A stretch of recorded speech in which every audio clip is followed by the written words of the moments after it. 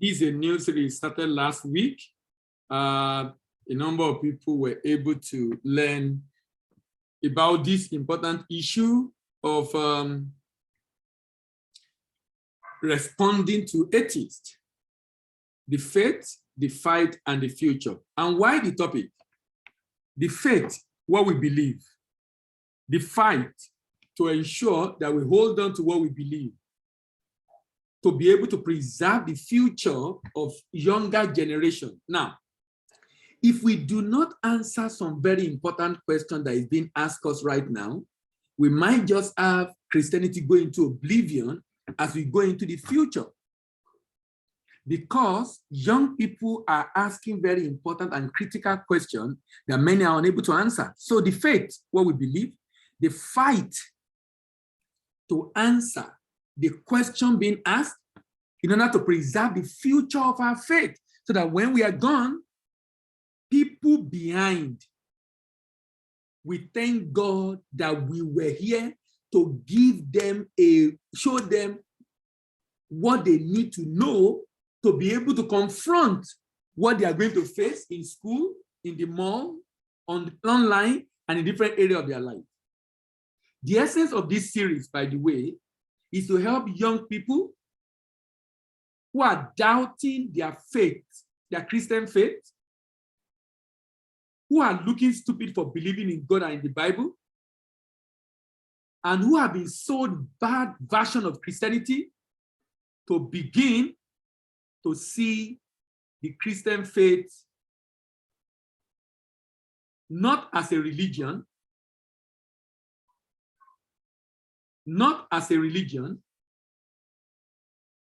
but rather not as a religion, but rather as a way of life. So it's to help them to begin to see the Christian faith not as a religion, but as a way of life,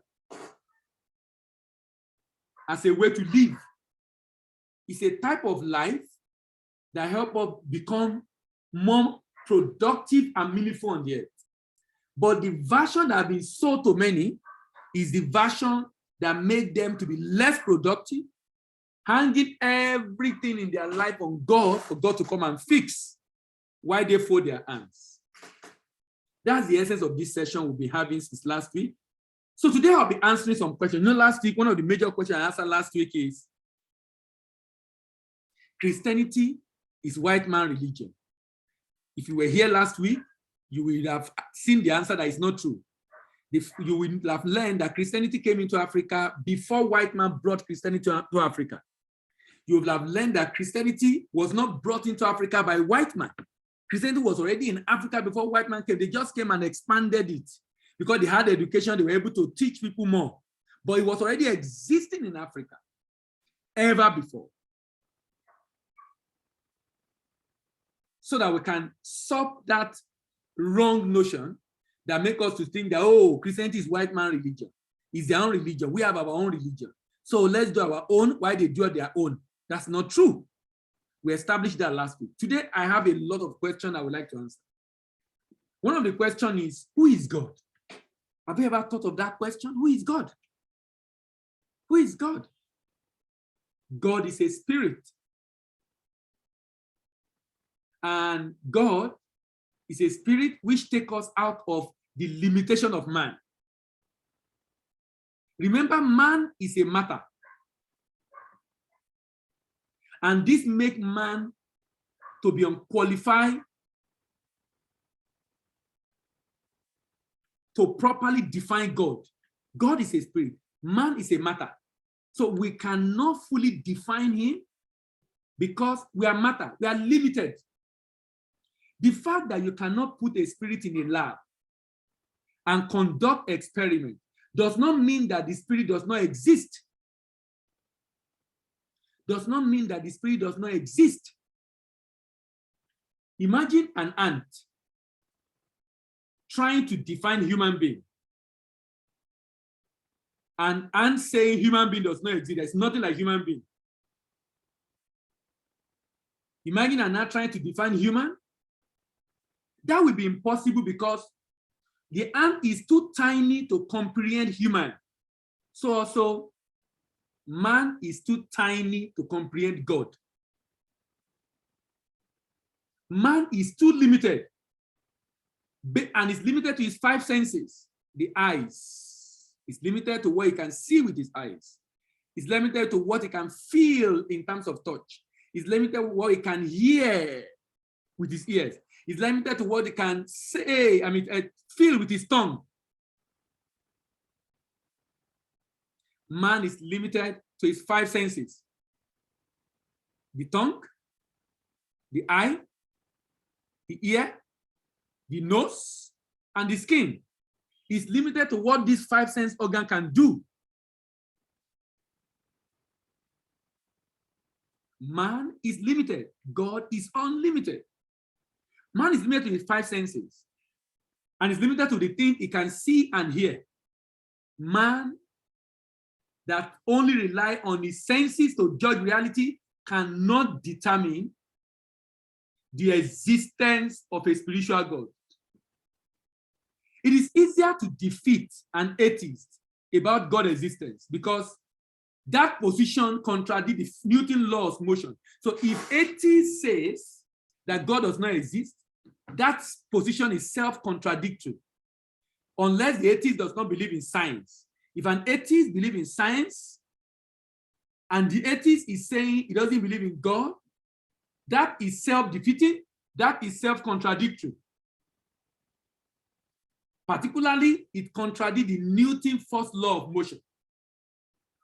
The Newton's first law of motion says that everything will continue in the state of rest or a uniform motion on a straight line unless compelled by an external force to act otherwise.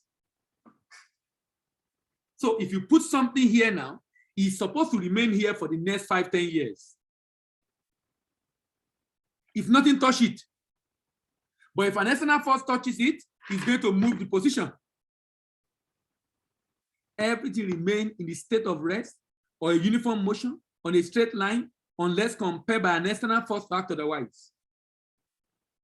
If an atheist believes God does not exist, so what is rotating the earth?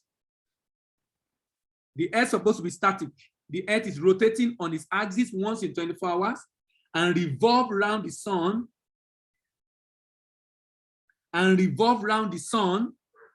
once in 365 1/4 days. How is that possible? There must be a force driving it. You call it a force. You call it a universe. Some people call it universe. People use all sorts of names. Transcendental energy. I choose to call it God. Who has put such, when you look at the way the world has been designed, look at the water cycle, look at the carbon cycle, look at the phosphorus cycle, look at the way our world is designed to replenish itself, but for man activity that is destroying it. There is an intelligence behind this design. There is a creator. There's an intelligence. If you believe, and if you're an atheist, then you believe that the earth can create itself. But that is a self-defeating argument, because that is against the law of physics, Newton's law of motion, that nothing can change a motion or direction of the way it is unless compelled by an external force. Unless compelled by an external force to act otherwise. It is easier to defeat the atheist argument, therefore. The creator must be more intelligent than the creation.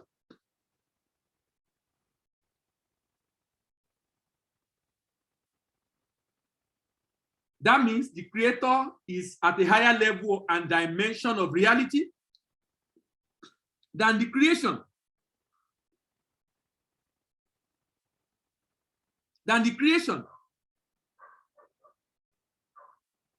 So, an author is more intelligent than the book he wrote.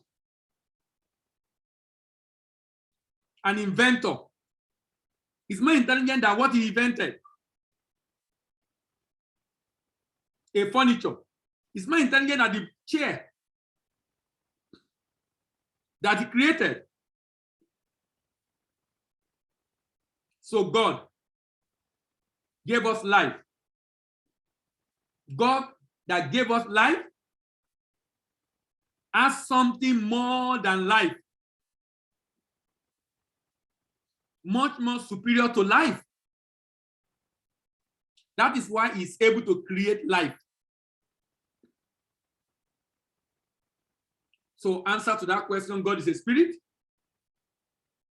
He cannot be taken to a lab,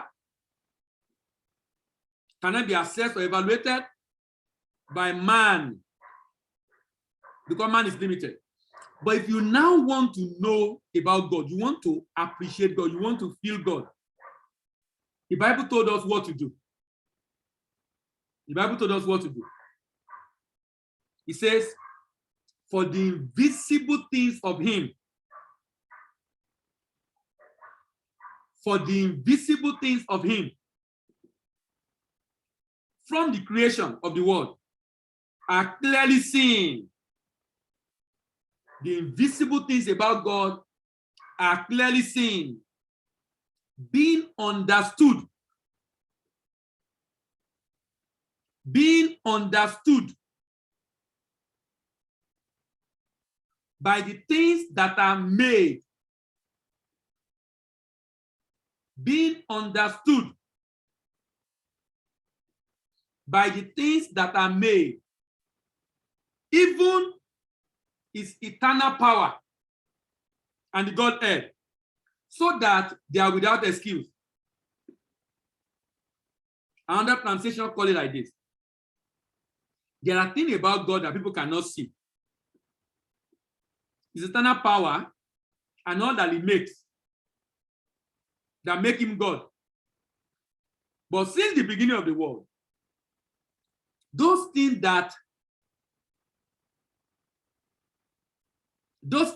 have been easy for people to understand. They are made clear. The things we want to know about God are made clear in what God has made. So people have no excuse for the evil they did. God's eternal power and character cannot be seen. But from the beginning of creation, God has shown that he has shown what these are like. All by all that he has made. So the work of the hand of God give us an idea of his character, give us an idea of his person. So you want to know who he is? Just observe nature. Observe the firmament. When I'm flying and I see the awesomeness of the creation, 35,000, 33,000 feet. You appreciate the wonders of God. Sometimes you are flying through some countries and you see some mountain, see some nature. It's just a beautiful place. So the scripture is saying, look, you want to know about God?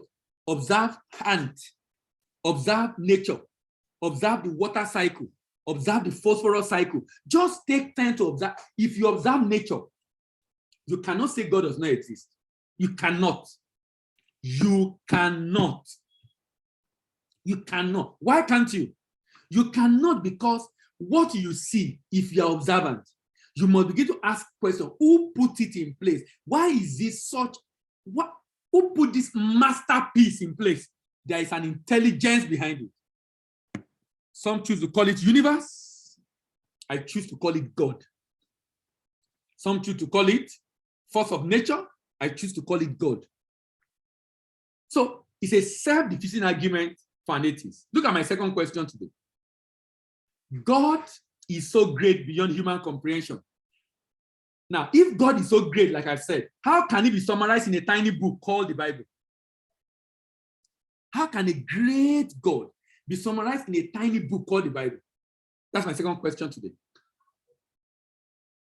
If you look at the galaxy where the Earth is found, you know there are different galaxies, but the Earth is found in the Milky Way Galaxy. The Earth is found in the Milky Way Galaxy.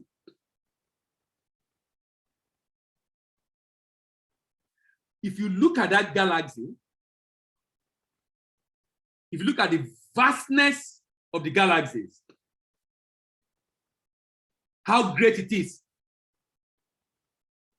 Galaxy is defined as a gravitationally bound system of stars, stellar remnant, interstellar gas, dust, and dark matter. The word is derived from the Greek galaxia, literally mean milky, and a reference to the Milky Way Galaxy. A reference to the Milky Way Galaxy.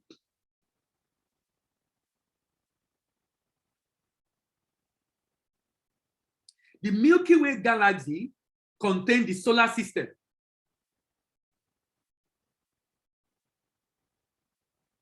The galaxy range in size from the dwarf, which is just a few hundreds of millions of stars, to giant that is 100 trillions of stars. Each orbiting its galaxy center of mass. And we are found in the Milky Way Galaxy.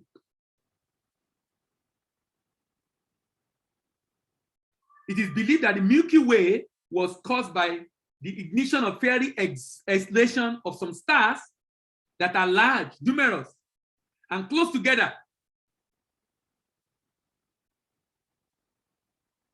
The Milky Way Galaxy contains the solar system where the Earth is. So when you look at the Earth, it's so small. When you look at the solar system, then when you look at the Milky Way galaxies, and there are several galaxies in our universe. So if you look at the Milky Way Galaxy, the Earth is so small. As a component of the Milky Way Galaxy, the Earth is so small.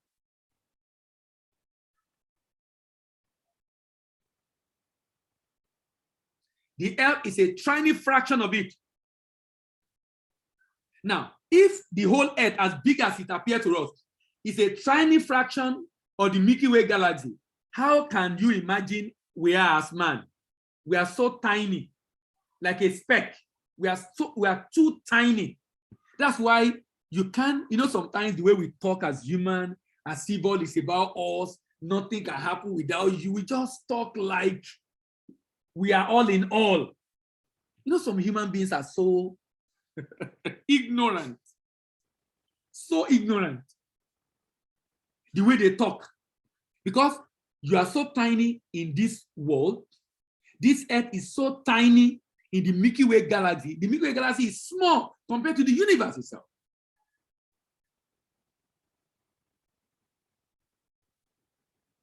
So compared to the galaxy, compared to the universe with billions of galaxies, the universe has billions of galaxies. And one of those galaxies is Milky Way Galaxy. And the Milky Way Galaxy has the solar system where we have the Earth where you are.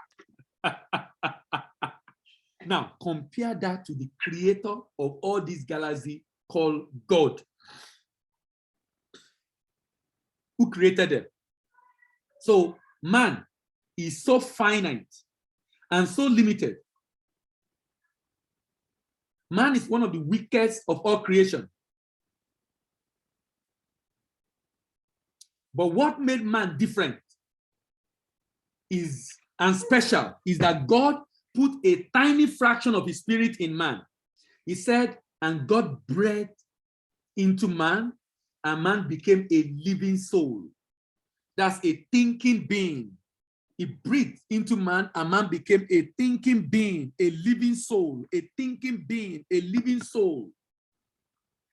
So he put a little of himself in us.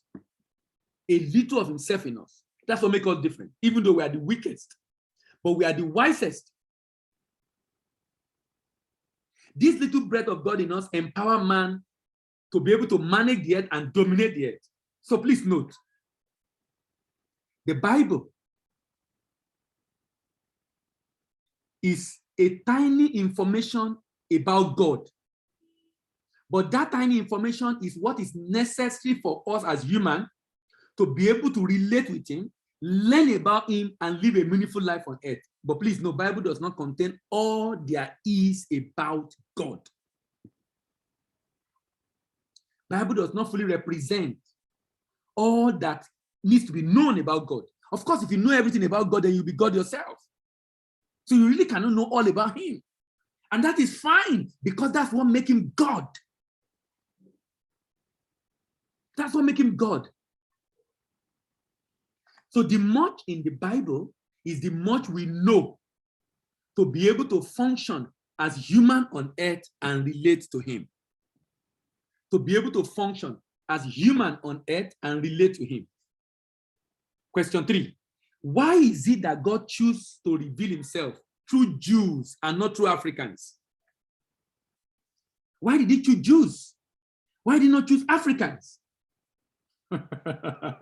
These are very important questions that even the African traditional religion ask.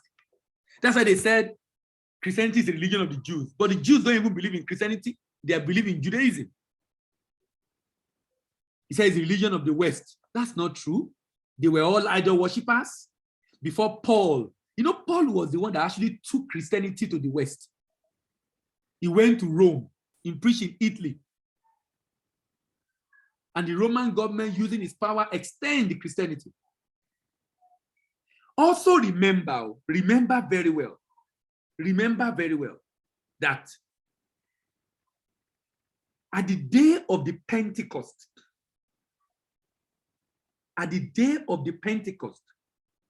remember that thousands gave their life to Christ on that day. Who are those people that were in that place at Pentecost? Listen to them. Listen to those that were there, that heard about the gospel. Some of which gave their life to Christ. They are from Persia, from Media, from Elam, from Mesopotamia,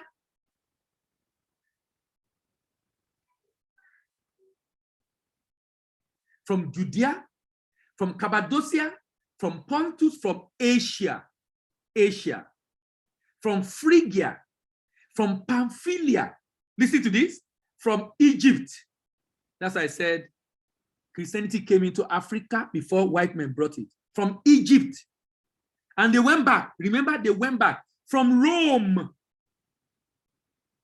From Libya. From Libya. From Cyrene. Cyrene is a region in Africa. From Cyrene. From Cyrene. From Rome. And Peter preached to all of them. Peter preached to all of them. Remember the Ethiopian eunuch who also was going back, that received Christ on his way back to Africa. So many of them received the gospel and went back to Africa before the white men brought it. Just emphasizing what I talked about last week, that Christianity is not white man religion, by the way. Now, why did he choose Jews? Now, if you know something about God, let me give you an example of how God operates. Look at the system, how a child is born. God created a system that a child, a full-grown human being, started with an egg and a sperm that fused together to form a zygote. God, even though he has a global picture in mind, starts with a seed. In his operation, look at the way he created Adam and Eve. Two people in one small location, Garden of Eden, somewhere between Africa and Middle East. Between Africa and Middle East, Garden of Eden.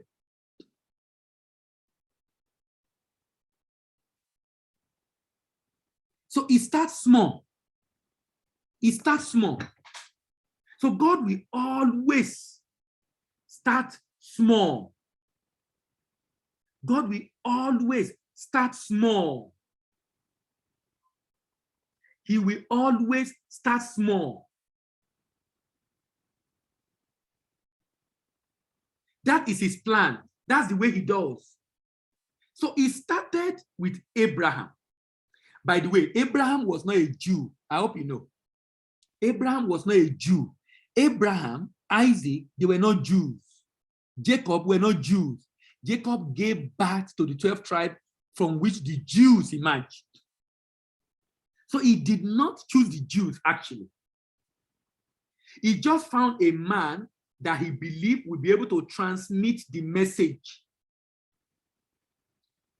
And God and the scripture testify to that. That this man can transmit the message. And because he has what it takes to transmit the message, God chose him. God chose him. God chose him. The scripture says that Abraham has what it takes to command his household to follow what is learning from God. He has what it takes. He has what it takes.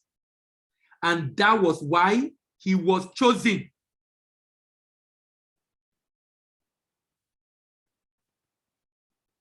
That was why he was chosen. He was not a Jew, like some people make us to believe.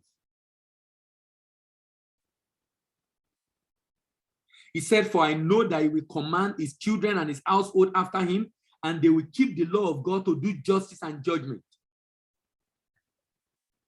The Lord said, "Shall I hide what I want to do from Abraham?" He will command his household. He will not hide anything from him because of what he knows Abraham will do. So God needs a family, an individual who will transfer that message down his generation. And because he sees the end from the beginning, he could see that Abraham can do that job. And so he chose Abraham. He did not choose the Jews because there was no Jew at this time. And he will start from somewhere. It is very important for you to know that everything that God does starts like a seed, which is a prototype. Which is a prototype. Everything that God does starts like a seed, which is a prototype.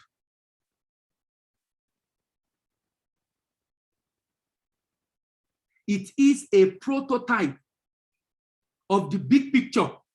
So he has the whole world in mind before he chose Abraham, but he needed a model to show to the whole world.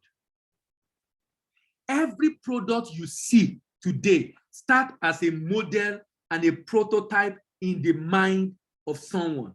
Every product you see today starts as a model or prototype in the mind of someone. Even though today you are seeing it as a product, but it starts as a model or prototype in the mind of someone, and then the person gave back to that idea.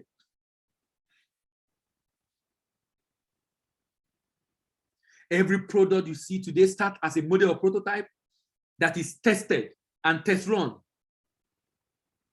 Very big things start in small way. So the Jews came to Mesopotamia, which is from Persia, which is from the Persian civilization, and from this one man that came out of Mesopotamia, God created the Jews from Abraham to Isaac to Jacob. So the Jews are new. They are not as old as the Chinese. The Chinese were already existing before the Jews. But God gave a reason why he chose Abraham out of the people in Mesopotamia. He knew the character of Abraham. He knew the character of Abraham. That he will command his house to keep the law. He knew the character of Abraham. So Jews are new. He said, because he knew Abraham was going to ensure that what he is going to teach him, he will pass it down to his generation. And Abraham did that. passed down. In fact, to tell you that Abraham did a fantastic job, even his son, Isaac, passed it down to Jacob. Even his son, Isaac, passed it down to Jacob. Even his son, Isaac, passed it down to Jacob.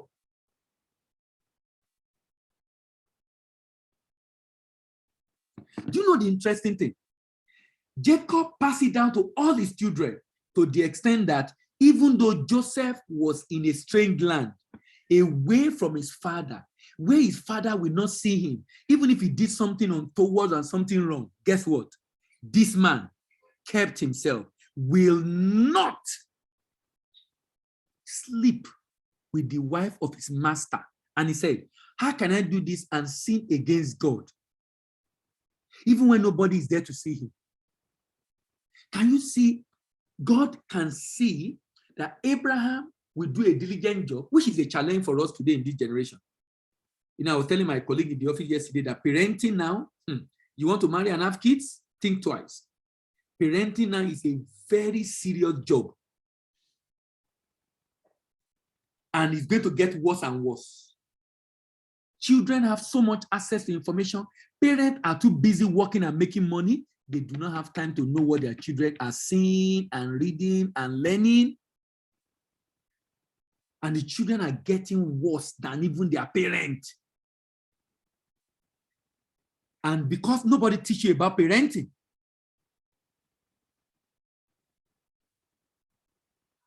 nobody teaches you about parenting. But you cannot become a good parent by default because you were not an engineer by default. You were not a lawyer by default. You were not a doctor by default. You were not a computer scientist by default. You cannot be a good parent by default. You can also not be a good husband or good wife by default. You must learn how to be a good wife and good husband. You must learn how to be a good parent. But the parents are too busy looking for money and they want to give out to children.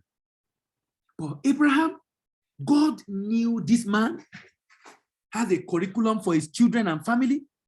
He will ensure whatsoever he learned from me, he will pass it down. And he chose Abraham. He didn't choose the Jews like some people say. He didn't choose the Jews. And he didn't find anybody in Africa.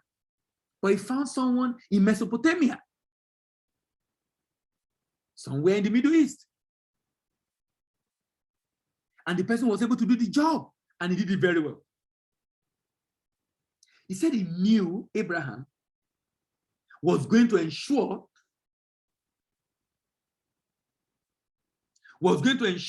that he transferred the knowledge of God to his children.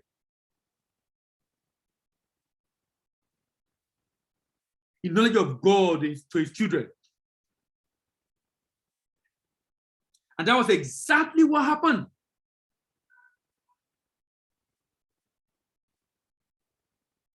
That was exactly what happened. The Mesopotamian area is said to be the home today of modern Iraq, Kuwait, Turkey, and Iran, and Syria. Mesopotamia. In those olden days, in today's civilization, is where you find Iraq, Kuwait, Turkey, and Syria. And you can see it's somewhere in the Middle East. And he found this man. And the man did a fantastic job, I must say. He said he knew he's going to pass it down. And he passed it down. This quality of Abraham is very important because his descendant was going to be prototype. And what they do in relation to God was going to be an example for others to follow. So choosing Abraham was both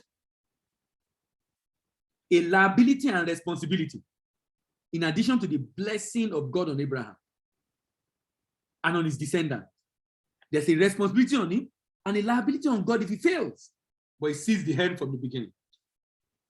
My last question today before we close is, why does God have to go through this hectic way to be able to reveal himself to humanity? Because he is God.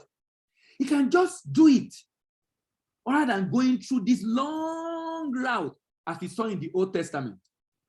Also, how do we ensure that this God of the Jews is not like any other paganistic god of other tribes and the rest of the world? What makes this God different from others?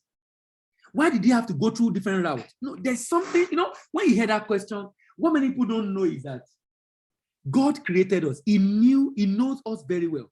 He understood very well our nature. And the world was evolving. When I see the way God works, okay, he created Adam and Eve. But he knew the problem that Adam and Eve created because they didn't grow. They were created as an adult. And that poses a problem for them. But he created a system to perpetuate men. So a child can grow through a process. Even the process of giving birth is a lesson for us. Everything, God could have created the whole world in one day. He created it in 6 days. It's a lesson for us. Everything that God does, he understands that, look, if he do things the way he is as God, he will be setting a bad example for us because we don't have his capacity.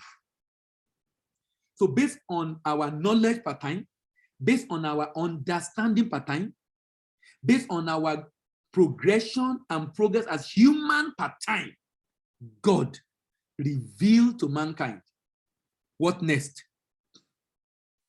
What next? Jesus could not have come before the time he came. In fact, even when he came, they still kill him. They still kill him. They still kill him. They still kill him. Imagine if he has come before. He can't even grow. Because of comprehending what Jesus came to literally change everything mankind knew about God. Literally. At least most things we knew about God. But those things that God allowed in the Old Testament, he allowed it because of the way we were, our understanding. It's just like incest. Some people will ask, okay, Adam gave birth to Abel and Esau. They will now say, so how did they have children? Because Esau eventually have children. If you read the Bible, he also said that Adam and Eve gave birth to other children, including girls, but they were allowed to marry themselves. Then, have you ever wondered why women were not allowed to go out when they're on their period in the Old Testament? Because there was no sanitary pad. God gave, do you know why then you must wash your hand to eat? Because there was no antibiotics. There was no antibiotics. So God gave instruction to us based on the way we added. So the way of washing, cleaning up is for hygienic purpose. Today you can go to God and pray even if you have not had your bath. But those laws were put in place. That's what they call them, ceremonial law. So God relay with us per time based on the era we are, the available technology, the available machines. That's why if Christ is to come today, Christ will use Facebook. He will fly in planes. Christ will use internet. He will use the modern technology because every good and perfect gift is from above. So he relay with us based on the way we are per time. If you don't have that understanding that God relay with mankind, so at some point he said we should use an animal because there must be shedding of blood. But the animal was imperfect, but we had to use it at that time because it was not time for Christ to come yet, because we are not ready to receive him. We are not ready to receive him. And he understands our psyche. What you need to first understand is that Jews, that is Abraham, was initially a pagan, just like many other nations who were formed after the scattering of the Tower of Babel. the challenge of many nations with different gods is that this will mean mankind cannot are not equal because each one believe they are better than the other because of the God they believe in. Can you see that? That's the challenge of pagan God. The pagan God make us feel that because you worship this God, you are not equal to this person. It doesn't make us to be equal. Because the God that's why a Muslim will kill a Christian and call him unbeliever. That's why even Christians, wrongly during the crusade, kill so-called Christians. Kill during the crusade. You can go and read about the crusade. You can go and read about the crusade. Advancing the cause. And it was, in a way, necessary because Islam was going to wipe out. You know, sometimes when you hear some of those history, Islam was going to wipe out Christianity completely. And they need to fight back. So for men to be equal, we must be traced to one origin. One origin. If we are going to be seen as equal as human, we must be trained to one origin, which is the higher intelligence that is now called God. That higher intelligence has now decided to reintroduce himself to mankind so as to help mankind forsake other gods. So as to let mankind forsake other God. So as to let mankind forsake other God.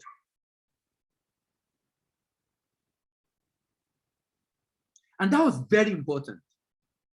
Forsake other God and follow him.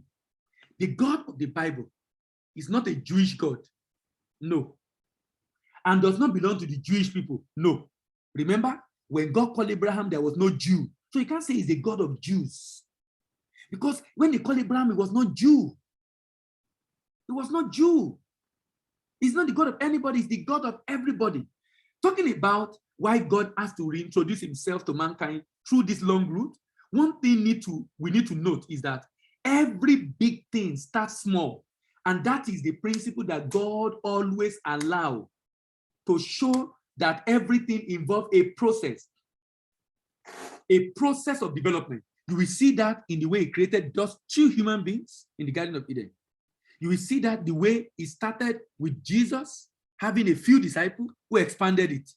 You will see that in the way 2 small egg and sperm will form a zygote and become a full human being over a period. You will see the way it started in a small place by creating a Garden of Eden, a small place in the earth. It starts small and expanded. That's its process, the methodology, gestation. It is only small things that become big because there must be a process in reality. That's why a small seed can become a big tree by germinating and growing. The need for process enables management and sustenance of the product. And this fosters predictability. The need for process enable management and sustenance of the product. This fosters predictability. The need for process make God to introduce time, make God to introduce space and introduce matter. Time, space, matter. Remember, God exists outside of time. God does not exist in time. He doesn't exist. You exist in 3 blocks. There's a block of yesterday, there's a block of today, there's a block of tomorrow. You remember of yesterday, you can imagine tomorrow, but you only have access to today. So introduce matter. Matter creates space. Space creates time. Introduce matter. Matter creates space. Space creates time. The matter starts small and it takes time and occupies more space as it grows. A baby starts as a zygote in the womb. And it takes 9 months for the baby to be born. 9 months. A tree starts as a seed. A tree starts as a seed, and it takes years to become mature.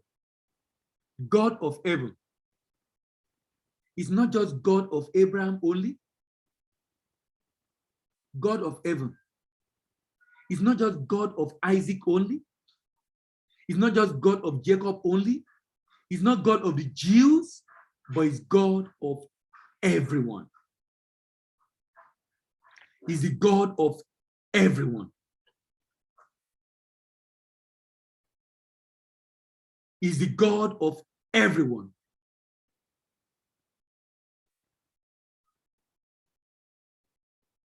He's the God of everyone. So Abraham is just a channel through which God chooses to introduce himself to the world. Abraham is just a channel. Abraham is just a channel through which God has chosen to introduce himself to the world. He could have used any other person, but he found Abraham worthy to do that job. And I must say, Abraham did a very fantastic job. Let me stop here today. This is going to be almost a 10-part process. And I'm hoping it's going to be an interesting time for all of us. Let me hear from you today. Victoria, good evening. How are you? Good evening, sir. Good evening. I don't know, is it my Victoria? Okay. Oh. Good evening, sir. Good evening. Thank you very much, sir. Tell me, Well, what is falling off your eyes?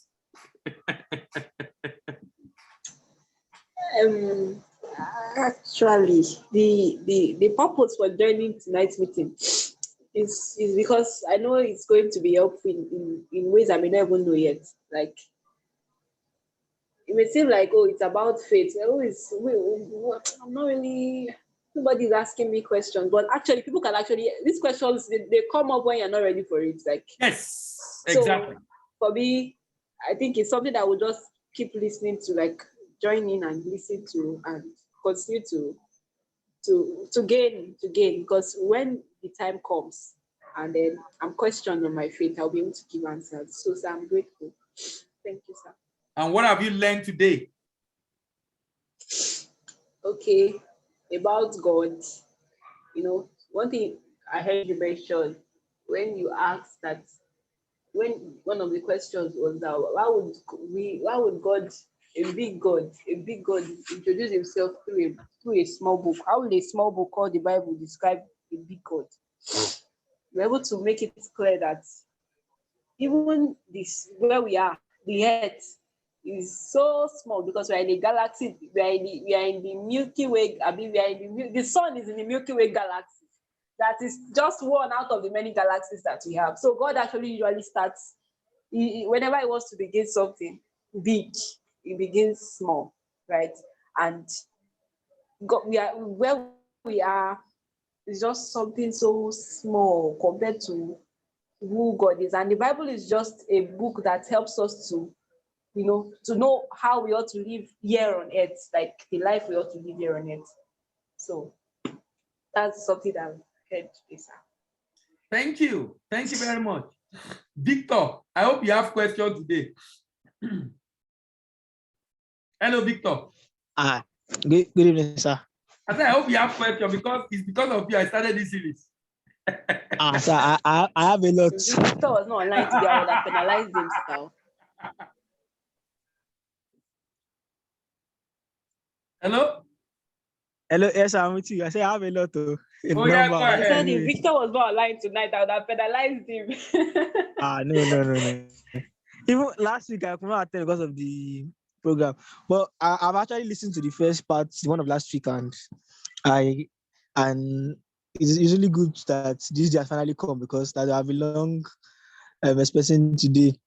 Well, first of all, thank you very much for starting this series, and I really hope it's going to be a long. Well, he said part 10. I think it's longer than that because I think personally to me, no, the first speaker was saying that sometimes this question come at a time that that you're not expecting. But I think that time has come for me, and I think it came, benefit has come because when I was in school, I met people because I was in different associations, so I met people with different views.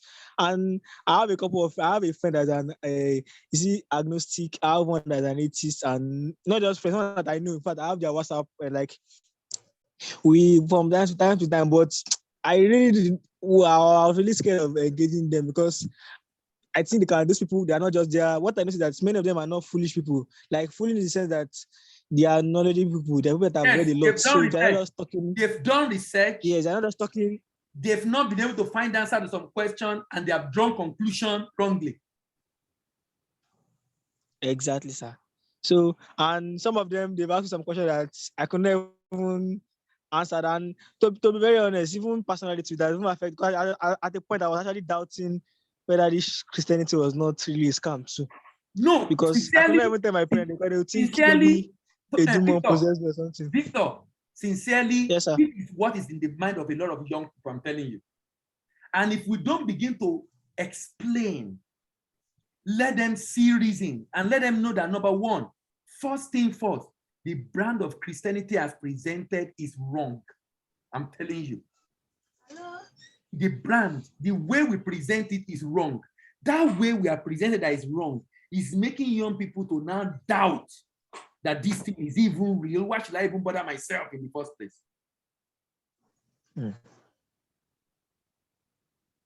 Yes, sir. So what's your question? So, sir, so like I have because some of there was one of my friends I was talking to was telling me that it's not just that he's just identities from nothing that he has read. He told me he has read the Bible. It's not about 6 times. And me, I don't think I've even finished it. All the time I start, I don't finish. He told me I read it like 6 times. That there's no verse. Because I look at it, many of them are not just that they actually know a lot. So I was actually very scared of engaging them because I feel that when it comes to knowledge, they actually know more than me. Because one of them was telling me he has read it like 6 times, and me, I struggled to even finish it for. Can you see now? Can you see that those that are saying God does not exist, they are reading faster and better than us? You know? Do you understand? As in those that say God does not exist, they are reading more. Devil is ensuring that he empowered them with information. I don't know if you joined me when I started. Being an atheist for me is self-defeating. If you say you're an atheist and you believe in science, then I would doubt your atheism. Because atheism means that you believe that God does not exist. I can understand if you are agnostic, which says nobody understands anything about God. But if you say God does not exist, what that means is that you are saying the earth can rotate of its own accord without any force driving it. But that would be against the Newton law of motion that says nothing can move unless something moves it. So what is moving the earth? You say it's a force. From where? You call it supreme intelligence. I'm okay. Call it whatever name you want to call it. Call it universe, call it supernatural intelligence, supreme intelligence. I choose to call him God. I choose to call him God. Go ahead with your question. So, sir, I think first of all, I think what's one major thing I took away from this teaching today is that is the idea of God in itself. That and the illustration you made was just what was very profound for me because he said that an author is more intelligent than a book. Yes. That man is limited and our understanding cannot comprehend the entirety of God. Yes. And I also like the example that you made that the Bible itself is not the entirety of what God represents. It's not exhaustive. Yeah, exactly. Because that was one because I actually believe it was before because that was one of the questions that my atheist friend was asking me that this Bible they are saying, is he all about God? And I was saying, my answer was yes, but I didn't have the fact to back up what I was saying. So I could not explain it. So I ran away. I didn't even try to even. So, but I think now. Victor, by not being able to answer that question, you are strengthening the conviction of that guy. You are strengthening his conviction to remain an atheist. And that's the challenge of many Christians. By not being able to answer, we are strengthening the conviction of being an atheist. You are encouraging them to remain like that. Because those of us that claim to be Christian, we can't even answer simple questions these guys are asking us. And when I was trying to reach out to one of my leaders in church about some of these questions, he was asking me that when you are reading the Bible, you don't bring science, you don't try to use your intelligence, you don't try to use your brain to understand. That is exactly what makes atheists to hate Christianity. I should not use my brain. So why did God give me brain when I should not use it? No, why did God give me a brain when I'm not supposed to use it? Why? Then I don't need a brain again if I'm not supposed to use it to reason about him, to ask questions. You, by that answering that, you make atheists to see you as being foolish.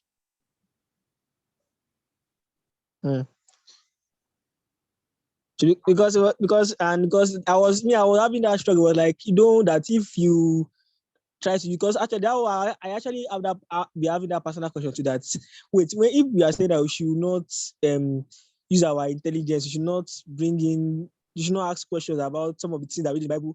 So why is the brain not there for? Was because and he was like, you know, that if you go that way, you can be lost. Some things in the Bible you cannot understand it by your normal intelligence, and that's one of the questions I was asking. But anyway, so for me personally, I think because I don't want to say I actually became an atheist, but one question when we were having discussion and many of the arguments seems to be beating mine because of my own limited understanding and question that my leaders could not answer. That I was asking them. But one question that somehow kept me was that what after the whole argument, there's one question I feel that's the important question I feel that they could not answer, and that was like the lifeline, because going by their own reasoning. Because I think one of them is like, where do we come from? Like where the man come from? What's our origin? So I think the atheists cannot answer that question. Number two is that why are we here? Why are we on the earth? Why are we not just it? Why are we here? And I think the third one is, where are we going? So I think those three questions was what I see that the atheists cannot satisfy. In fact, they cannot even answer it in any scientific way. So that was like the lifeline that I held on to.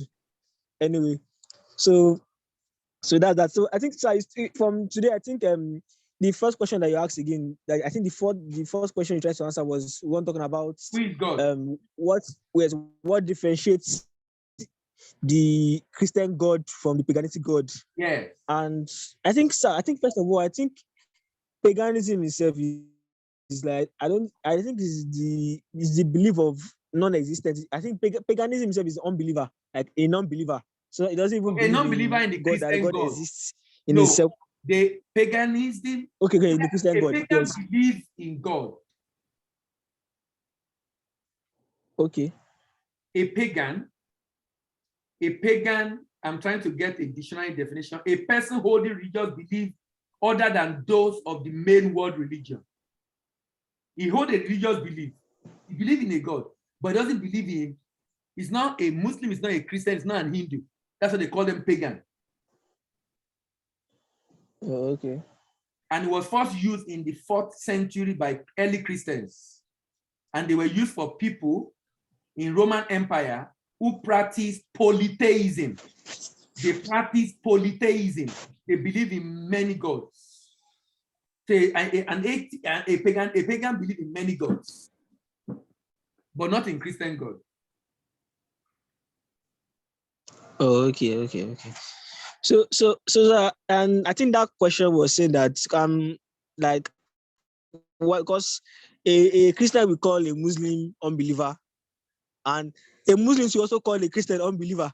So because I think that was one of the questions that one of my friends was asking, that wait, who is not the real one among everybody?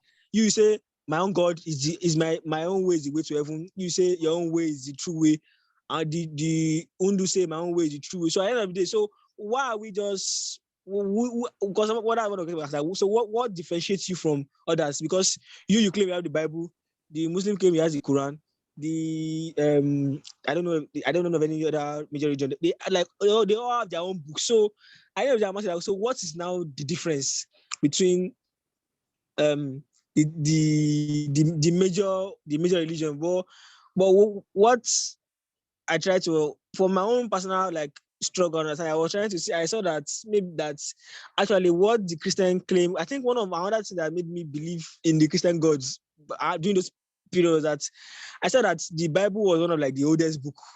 Like there was no book that was older. There's no known book present now. I saw that is Bible, and over time that's continued to exist from one generation or one century to another. I think that was one of I felt that the longevity, the longevity of the Bible speaks something that there will be something more. And I think that's my own personal answer to that. That this Bible has been the oldest. No other book rate higher than this. So I felt that maybe that was my own way of answering that question. I don't know if that in itself is sufficient, because it's just like everybody has their own religion. So what really differentiates you from others? You have your own special. The Muslims have their own and sacrifices that they they have their own ceremonies. Just like we have we have the Lord's Supper, we have Easter. Some they have Christmas period. The Muslims have their own. So at the end of the day, so why is Christianity? Why is it different from the other? Because many a time they have like similar. You can see like similarities between all these religions. Like We they are share the going same holy to book. we are They going have to holy days. They answer have days that they celebrate. we are going to answer that question in the course of this conversation. What makes Christianity different from other religions? Don't worry. It's going to the question. Okay. Okay, sir. Yes. So there are many other questions, teacher, but I don't know if I can start asking them now. Even I don't know, because No, I was thinking don't we ask them. You've not asked any, you've been explaining. I was expecting you to ask some. If it's one that Okay. I have explanation for in future, I will let you know. If not, I can answer immediately if I have the answer. Oh, okay. I think the one question that someone was that if God is a God of mercy and God forgives sinner, when they said when the devil sinned against God in heaven by saying when he become God, why did God cast him out? Why did God not forgive the devil and restore him, make him in his coin? Why did he send the devil to the world, into a world that he was still going to create, or he already created? I don't know at what point the devil came to the world. That was, I think, she was after creation. So why did God send the devil to the world that he created? And even the world, one of the major problem of the world now is the devil, because the sickness we have today in the world, some temptation we have today in the world, is because of the devil. Why did God not forgive? Hold on. The way you should look at it is there is something called power dynamics. The person that creates a problem was the part of the solution. Power dynamic distinct. So the person that caused the problem of sin in the world is the devil. And for the solution to come, devil must be part of the process. And that's why devil had to put Jesus on the cross. That's why devil has to remain on ground. God already have a plan for him eternally. There is a plan already ahead. There is a plan. And it was already cast down before Adam and Eve were created, because he came to meet them in the garden already afterwards. So he was already here before God created Adam and Eve. Let me tell you something you don't understand about God. God understands that's the challenge of Christianity. You think you make mistake and you think that's the end. God already knows you will make mistake. You know what he did? He make a way out of it. He already anticipates your error. So he already make a way out for you. He already make a way out for you. Immediately they had that issue in the Garden of Eden. He promised. Number one, he killed the animal, covered them, which is a type of covering of their sin. And of course, he made provision and pronouncement about the seed of the woman, which eventually came as Christ, which came thousands of years after. And I try to explain today why it took a process for that to happen, because it could not happen immediately. But on the issue of the devil, maybe by the time we discuss about the devil in future also, in this series, maybe that would have answered some of your questions. For example, why did Satan in the first place? We're going to discuss all that. Why can't God forgive? Okay, sir. I think the question. We'll discuss that. Go ahead. Okay, another question was talking about like that Christian claim that the Bible is an absolute book, that the word of God That's not true. there is That's not settled true. and everything. That's not true. Eh? That's not true. But Sammy said that thy word is settled. Hold on. Oh. There are errors in the Bible, but the error is not enough to invalidate the content. There are errors in the Bible. Because when they were writing, you will notice, I don't know the kind of Bible you use. If you are reading some Bible, you will, in my Bible, it will show some word in italics. Those words in italics, and it's faint. And the reason why is that the scroll, some of the words already disappear. They can't see it. And they use for a verb or adjective, or like I'm looking at Genesis chapter 24 verse 52 now. And it came to pass that when Abraham's servant heard the word, he worshiped the Lord. Then there's a space there. And then to the earth. But this Bible put bowing himself. If you look at that, it's consistent with that statement. But they put it there. But in my Bible, they put it in italics to say that this is not in the original scroll, but in line with this statement, this complete that sentence. He worshiped the Lord. Then that the word there was empty, was not clear. Then to the earth was clear. So it's logical to know that, okay, bound to himself to the earth is most likely be the word that is missing there. So there are missing parts like that in the Bible. So there's some claim we make about the Bible. We shouldn't talk like Muslim.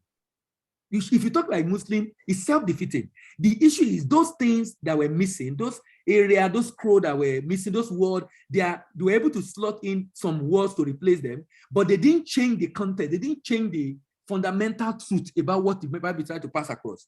But to say that the Bible is complete, it's unaltered, that's not true. There are information there that are incomplete. What are you talking about? It's obvious. It's obvious. I mean, this is in fact. Wow. Anybody saying that is just, it's just not accepting that. But this is the reality now. You shouldn't say that because that's not true. But the fact is that those information that are missing are not enough to invalidate the central message of the scripture, which is Christ. So you can't, if you don't accept this, let me read another one. Genesis 26 verse 7. And the men of the place asked, there was a space there, ask dash of his wife. Then they put there him of his wife. And he said, she dash my sister. They put there is. For he feared to say dash my wife. She is my wife. Let's dash the men of the place. Then they put, let's said he, the men of the place. These are common. There are just many of them in the scriptures. So you cannot say it's not, there are issues. But this issue is not enough to invalidate the central message. But to say that the messages and nothing is, that's a lie, big lie. It's too obvious now.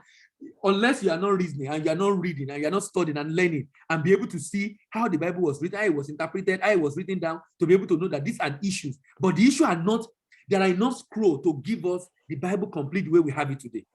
But there are some of those scrolls that the messages scratch away because it was a papyrus that they used that time scroll, and some of these materials took many years, and some of them, but they were able to repeat. But those words are just verbs here and there, adjective, noun, you know, and what's it, a pronoun. Those are the words that were inserted.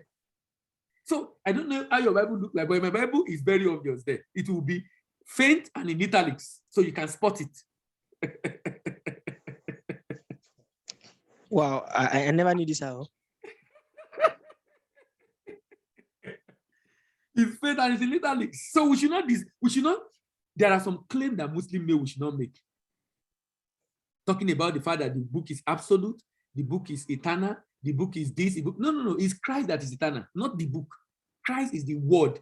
We can make claim about Christ, the word personified as being eternal, as being complete, as being an altar, as being absolute, the word personified, not what is written down, some of which we can see some of the issues with it already.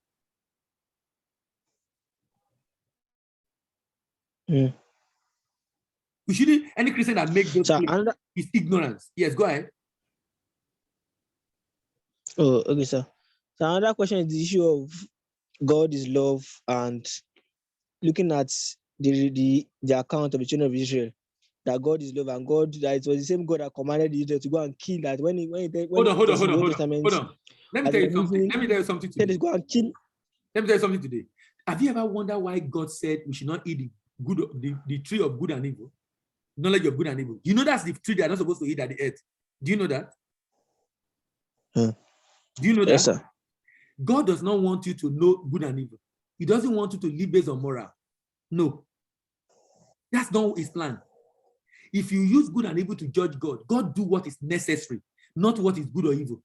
Every time you see an action commanded by God, God always do what is necessary. A soldier, a Christian soldier, who is fighting in his country, in Ukraine, against Russia, is he doing good or evil by killing a Russian soldier? And he's a Christian. He's doing good. If you judge with good and evil, you will not defend your country. He needs to do what is necessary. Okay, so I understand. But even in today's war, don't understand. I'm putting that to let you. So when you judge God, try to understand that He does what is necessary. If you judge God based on good and evil, you will lose Him. There's so many things you will not understand if you use good and evil to judge His actions and instructions. Go ahead. Oh, okay. Because I was saying that it was, if it was that they were going to conquer the land, they killed the soldiers, the men, but now they say even the children, even those that know nothing about that, just the normal. If you preserve the children, you are preserving future enemy. If you preserve the children, you are preserving future enemy. They're going to hear the story and they're going to fight back. Wow. So their right to life is so they are caused because they were born by a Midian, or they were born by an Amorite, or by a Jebusite. You say what? So I'm like, is it not, I'm not going to say that, is it fair that because a child was born into from a Moab family, now that let me means that tell it doesn't you, have let the me right tell to you life? something. Because Let me tell you something. You know, sometimes God is going to save the world. Today in the world, we have billions of people. God has a plan to save the world that is going to have billions of people. To be able to achieve that aim, He needed to do what is necessary. There are few people that die, but there are billions of people that will be lost if this is not done. Which one is better? To take care of these people now, to be able to preserve these people who will create the room for save billions of people in the future. Which one is better? God sees the bigger picture. He look at what is happening now.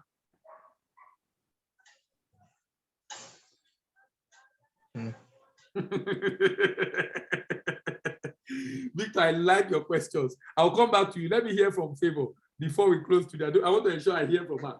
Favor, Atasie, how are you? Hello, Favor. Favor, good evening. Are you there? You can unmute yourself. You are muted. Okay, I think Favor is still busy. Okay, go ahead. Hello, sir. Good evening, sir. Yes, Good evening, go sir. ahead. How are you? I'm fine, sir. Okay, sir. Thank you so What much for are you this. tonight? You said what?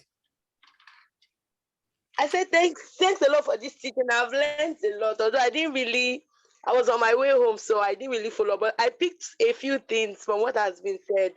Like, I learned that God is not just the God of the Jews, okay? The fact that He brought the knowledge through one person or through those people does not mean that it's just for them. And that to achieve a bigger thing, you need to start from little, like small.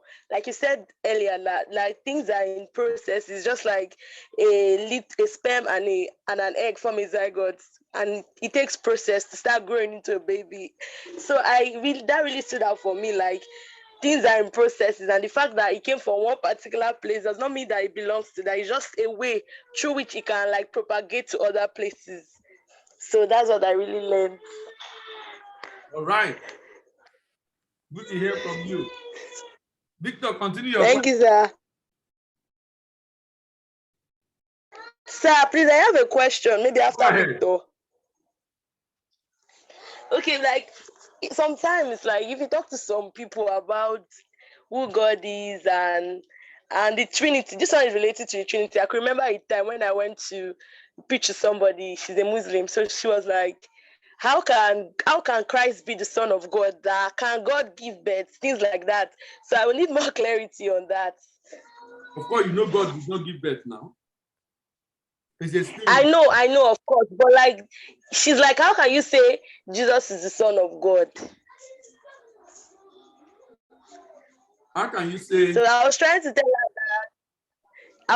her that like Jesus and God, they are like one. So Jesus is like a son of God. She was like, how did he come to be? How can Jesus be the Son of God? So I will need more clarity on that because I couldn't answer her really that day. The lady presupposes that. That's one of the arguments they bring up. Presupposes that for you to call someone a son, you must have given back to the child. But is that true? Even in our world today? Even in our world today, when you say someone is a son, does that mean you gave back to the person? Some leaders, some religious leader will say, that man, that pastor is my son in the Lord. Why did you say my son in the Lord? Okay. So you can't just say, why are you, if your only understanding of a son is that he must give back, then something is wrong with the way you are thinking, because it's a spirit, he can't give back. True. These are words to describe three personalities in one. Describe three personalities in one, who are co-equal, working together, but manifesting in different ways. Three personalities in one. They are distinct, they are united, and three personalities in one. And you will see it every time in the Bible. For example, when Jesus was baptized, the Son was being baptized. The Holy Spirit descended as a dove on him, and there is a voice from heaven. You see the three of them together at the same time, working together. Yes. And you see the distinct, this is the distinct personality. Three distinct personalities. Can you see the way they work together? So you don't need to convince them about Trinity. That's not your job. That's not your job at all. You don't try to convince people about Trinity. Those are doctrinal issues. Even within Christianity, there's argument about Trinity. But those are not, the challenge I have with Christianity sometimes is we major so much on minor, arguing on what is non-essential. How does I believe in Trinity? I don't believe in Trinity. Do you believe in God? You believe in Jesus? You believe in Holy Spirit? That's all. Either they, whatever name you call it, that's your headache. As long as you believe in it, that's okay. That's all that is important. All the dynamics about that, don't bother yourself. There are two, what's the name? They are not essential information that should. They're not the main thing. They're not the main thing now. The main thing is have relationship with, receive Christ, have relationship with God, have relationship with the Holy Spirit. That's what is important. That you cannot comprehend the understanding of how they function. Don't worry about that. Just do your own part. Okay, sir. Yeah. Okay. Thank you so much for that clarity. Thank you very much. Victor, let me see if I can take one more question before we close. Oh, okay, sir. I think this one is, I think you have kind of answered them, because I didn't prepare to ask so many questions today, but by next week I will write them down. You write it? Okay, better. I think it makes sense. Like I said, if it's along some of the questions we ask in future, of course I will. If not, then I will attempt to answer. But most of the time, what I'm trying to do basically through this series is to make it as interactive as possible. Someone said, sir, what should we major on receive Christ, have relation with the Holy Spirit? Yes, receive Christ into your life, have relationship with God as a father, and have fellowship with the Holy Spirit to receive inspiration. Period. Receive Christ is the door. By receiving him, you are now a son, but ensure you keep that relationship with him. And then fellowship with the Spirit.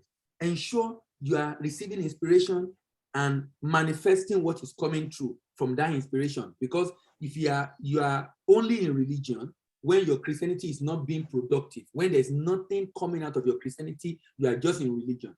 You are a Christian when you are productive, when mankind can see your good works and glorify your Father. Christ was productive. Christ is productive. Christ's likeness is productivity, either through the fruit of the Spirit or through the work of your hand or through your skill and competence. As long as you are manifesting increasing righteousness, peace, and joy, you are being productive on the earth. That is what makes you a Christian. What makes you a Christian is this fruit. He said, by their fruit we shall know them. And that should be what's more important. All right, thank you very much, everyone, for being able to listen today and joining. I'm hoping this will be a very interesting one. See you next week, and have a wonderful weekend, and bye-bye.